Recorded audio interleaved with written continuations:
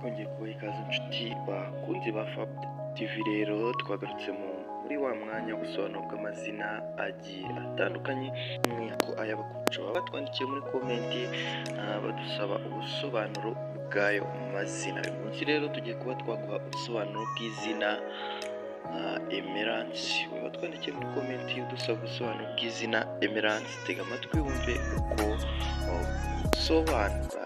Ikindi kandi ntitwakwibagirwa guha ikaze ukigera hano bwa mbere, tukubwira ngo banza ukande subscribe kandi ukazogera kugira ngo uzajye ubona ubusobanuro bw'amazina atandukanye tukugezaho umunsi ku munsi.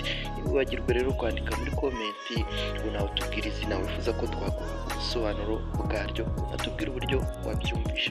Twihute rero tuguhe ubusobanuro bw'izina Emerance mu muco, imyifatire, ibyo akunda, ibyo yanga ndetse n'inzozi ziwe. Emerance rero ni izina rifite inkomoko mu rurimi rw'igifaransa. Emerance rikomoka rero ku ijambo ry'ikilatini emeros, risobanura kugira ubuntu, kugirira neza no gutanga imbabazi. Ni izina rero rifitanye isano n'umuco yuje urukundo n'impuhwe. Dore rero ubusobanuro bw'izina Emerance, amagambo make bijyanye no mico, imyifatire, ibyo akunda, ibyo yanga ndetse n'inzozi ziwe.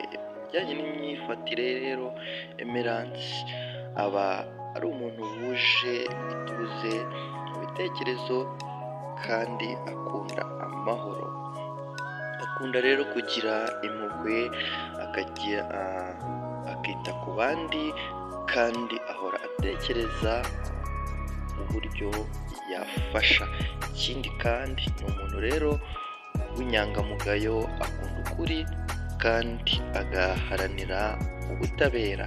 Aba rero akunda guhumuriza abandi, agira umutima woroshye kandi ubabarira.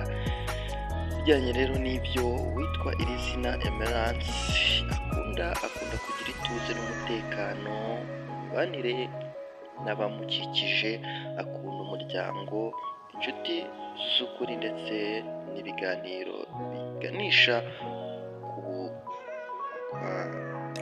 bukurikiro n'ubwenge. Ikindi kandi yakunda gufasha abandi kwitabira ibikorwa by'urukundo cyangwa se iby'ubugiraneza. Akunda kandi ubusabane bwimbitse, aho haba hari kuri cyangwa se no kwizerana. Bijyanye n'ibyo yanga rero, yanga ikinyoma n'ubwirasi n'akarengane. Yanga rero cyane cyane abakoresha abandi nabi cyangwa birengagiza amarangamutima y'abandi.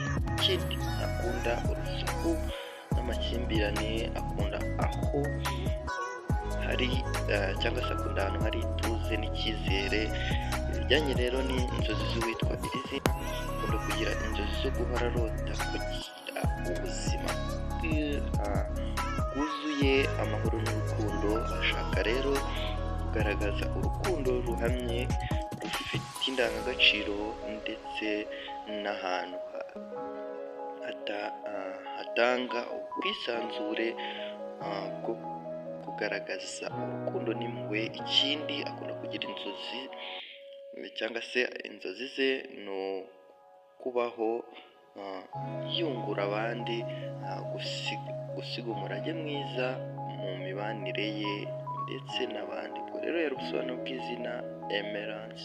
wowe witwa gutyo tubwire muri komenti, utubwire uburyo wabyumvishije. naho mu kanya ubusobanuro bw'ayandi mazina atandukanye. Turabakunda cyane. Fab TV. Ciao.